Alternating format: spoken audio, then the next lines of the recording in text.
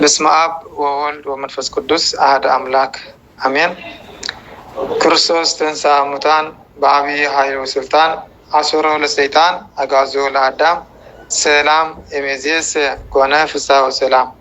በክርስቶስ ክርስቲያን በውሉድ ውሉዳውያን በመንፈስ ቅዱስ መንፈሳውያን ዝኾንኩም ናይ ልዑል እግዚአብሔር ቤተሰብ ናይ አዴና ናይ ቅድስት ድንግል ማርያም ናይ ሓደራ ደቃ ናይ ቅዱሳን ናይ ጻድቃን ሰማዕታት ፈተውትን አፍቀርትን ዝኾንኩም ናይ ልዑል እግዚአብሔር ቤተሰብ ኣሕዋተይን ኣሓተይን ከምኡውን ናይ ሓፍትና ሄሉ ቲቪ ተኸታተልቲ ዝኾንኩም ኣሕዋተይን ኣሓተይን በኣምላኽና ብቅዱስ እግዚአብሔር ፍጹም ሰላም ከመይ ቀኒኹም ከመይ ውዕልኩም ከመይ ኣለኹም ኣሜን።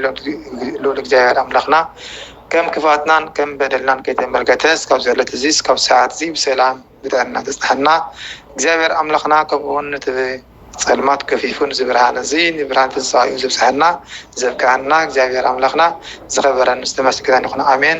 እንኳን ሎሚ ተሓሲቦምን ተኸቢሮም ዝውዕሉ ዓመታውን ወርሓውን በዓላት ከምኡውን እንኳን ንብርሃን ትንሣኤኡ ብሰላም ኣብፅሐኩም ኣብፅሐና ክብል ይፈቱ። ከምኡውን ኩልኹም ናይ ሓፍትና ሄሉ ቲቪ ተኸታተል ዝኾንኩም ኣሕዋተይን ኣሓተይን ከመይ ኣለኹም? ከም ናይ ኣምላኽ ቅዱስ ፍቓድ ሓንቲ መስመር ክዝመር ኣትየ ኣለኹ። ከምኡውን ሓፍትና ሄሉ ቲቪ ብነገረ መንገድኹም ሰብስክራይብ ኣይትረስዑ፣ ሰብስክራይብ እናገበርኩም ላይከዶ ትብል ኣላ። እሺ እምበኣር በስመ አብ ወወልድ ወመንፈስ ቅዱስ ኣሐዱ ኣምላክ ኣሜን። ብስም ሥላሴ ስልጣን ኣሜን ተማሕፂነን ክዝምር እየ። ርኢኹም ንዑ እመኑ መቃብር ጥራዩ ኮይኑ ብለይቱ ጐይታ ነጐይቶት በኃይሉ ሰዓረ ንሙት ብለይቱ ጐይታ ነጐይቶት በኃይሉ ሰዓረ ንሙት ዕልልታ ነዚ ይግባ ምስጋና ነዚ ይግባ ኃይሊ ሞት ፍጹም ተፈአ ሲኦል እውን ተጨናነቀት ኃይሊ ሞት ፍጹም ተፈአ ሲኦል እውን ተጨናነቀት መላእክት ጻዕዳ ለቢሶም ብስራት እናበሰሩ ኢየሱስ ተንሥኡ ኢሎም ንሙሉ ዓለም ነገሩ ኢየሱስ ተንሥኡ ኢሎም ንሙሉ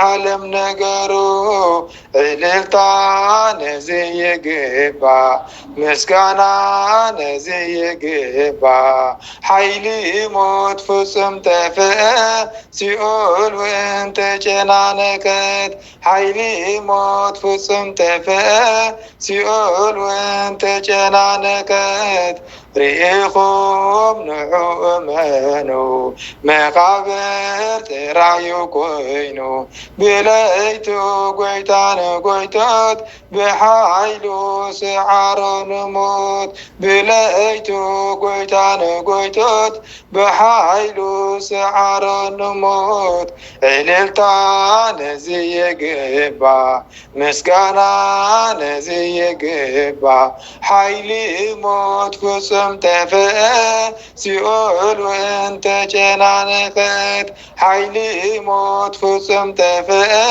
ሲኦል እውን ተጨናነቀት መላእክት ጻዕዳ ለቢሶም ብስራት እናበሰሩ ኢየሱስ ተንሥኡ ኢሎም ንሙሉ ዓለም ነገሩ ኢየሱስ ተንሥኡ ኢሎም ንሙሉ ዓለም ነገሩ ዕልልታ ነዚ ይግባ ምስጋና ነዚ ይግባ ኃይሊ ሞት ፍጹም ተፈአ ሲኦል እውን ተጨናነቀት ኃይሊ ሞት ፍጹም ተፈአ ሲኦል እውን ተጨናነቀት ርኢኹም ንዑ እመኑ መቃብር ጥራዩ ኮይኑ ብለይቱ ጐይታ ነጐይቶት በኃይሉ ሰዓረ ንሙት ብለይቱ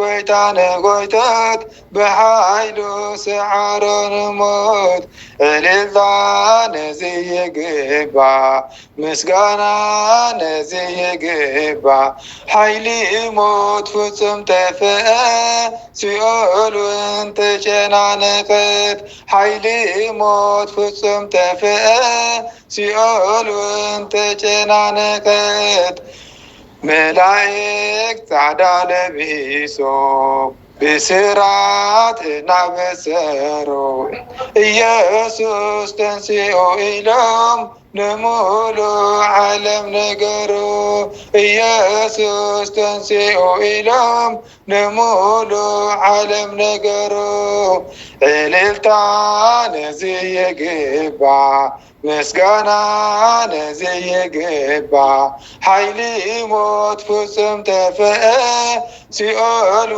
ተጨናነቀት ኃይሊ ሞት ፍጹም ተፍአ ሲኦል ተጨናነቀት አሜን።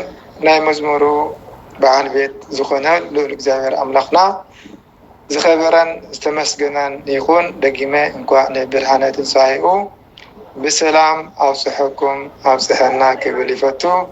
ከምቲ መጀመሪያ ዝበልኩ ንሓፍትና ይህሉ ሰብስክራይብ እናገበርኩም እተውላይኹም። ወስብሐት ለእግዚአብሔር ወለወላዲቱ ድንግል ወለመስቀሉ ክቡር አሜን።